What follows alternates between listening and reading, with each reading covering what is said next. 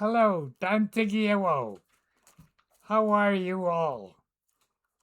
Hanosoma. I want to tell you a little bit about Pemmican, what my Nocum made, my grandmother. Yeah. Uh, you cut up the fat of the animal, chop it up fine, and you put it in the oven and let it render. So you get all the fat and grease separately. And then you save all that grease, put it in a tin pail, and you get your meat, your dry meat, uh, kiwaigan. After you chop up the moose meat into little pieces, where you pound it to a fine piece of little chunks without big chunks in it. So you get that grease, a little bit of that fat from the animal. You mix it up, and you have some berries. Cranberries are best. The ground cranberries. They can be fresh. You don't have to cook them. You use them. You sprinkle them. A little bit of salt and sugar. You mix it all up with that meat and the berries and the fat, and then you press it in, and you can put some of those what do you call the little bits from rendered food, little bit of that fat, little chunks. If you don't have enough, put a little bit of lard or a little bit of butter if you have it. You mix it up, not stir it, just mix it up, and then you put it in a pan. You press it good and firm, and you let it sit. You let it sit in the porch where it's cool, or in the shed, and you leave it for at least, I don't know, overnight maybe. And next day, when you go to get it, it's nice and firm, just like a cake, a fruit cake. It's all patted, it's all in squares. So what you do, you get a sharp knife, not real sharp. Then you cut it in squares if you can, little chunks, and that's your pemmican. And you can taste it or get somebody else to taste it. Usually my muscle, my grandfather, was a good person to check things out, because he was older and very wise. So he would taste it. And sometimes the children get a little taste, not much. We're just little kids. Those days we didn't have much paper, like any kind of paper. Yeah. Uh, we had tin cans. Lard was in a tin can, and so was the canned milk. If you didn't have a cow, canned milk what came in a little tins. Porter milk. I forget what it's called. And all your lard came in the pail, tender flake, and Burns lard, whatever it was called. But anyway, this is what we had to start with for our life in the bush, in the country, where there's no stores for 20 miles. Yeah, it takes almost all day to travel in a horse team.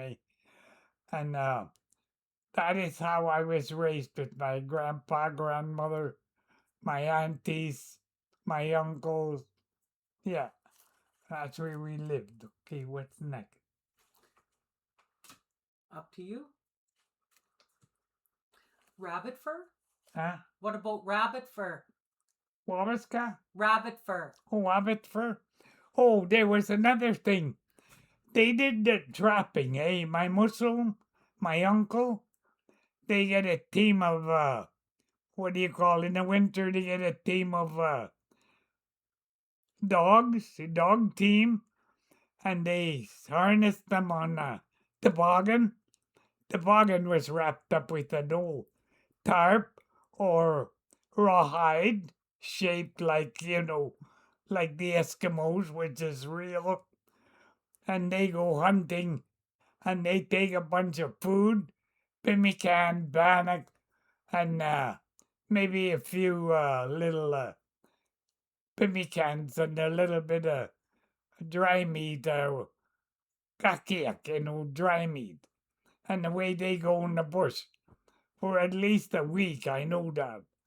And they go trapping, hunting squirrels, coyotes, and rabbits, whatever they find, and they hunt what they can find. They find a deer, well, they bring it and they cut it up and make, they skin it and they skin it, and then after a week, when they're done over there in the bush, they come home because they're running out of food. They come home and they bring all their squirrels, their rabbits, their fox, whatever they find, and they with their and they'll skin them. They'll skin them at home because it's easier. You can see better because we had coal oil lamps. We had a few candles, but we had coal oil lamps. We had no electricity whatsoever, but coal oil lamps and candles and some scannic. You call it scannic. It's a homemade light. You twist it to cotton very tight and you put it in a dish of a little lid or a little saucer or a bowl.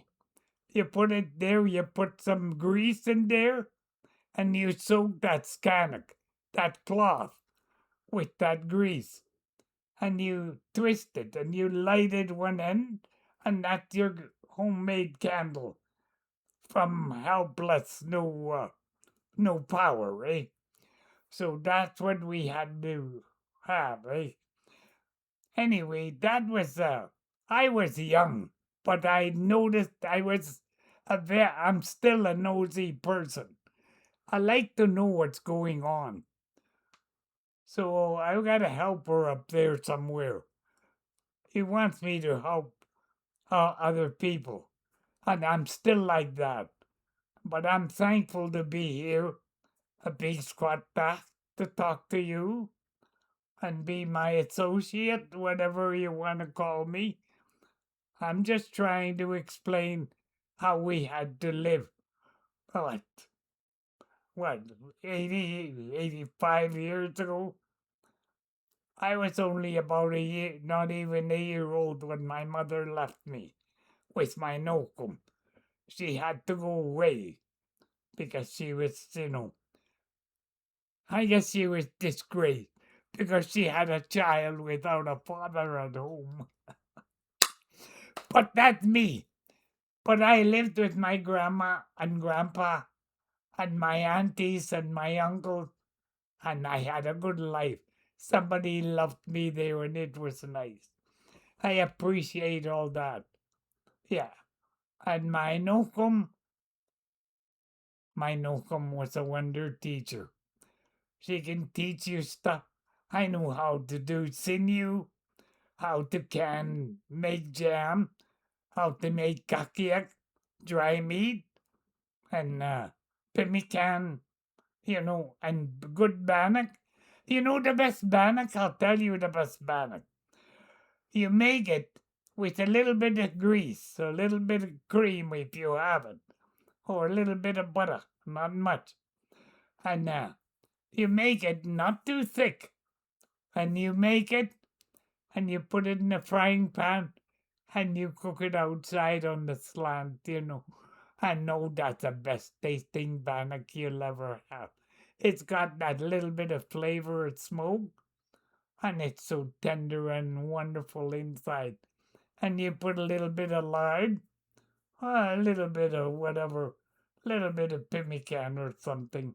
If you're lucky, you put a little bit of butter if you have it, or you dip it in your tea, your homemade tea.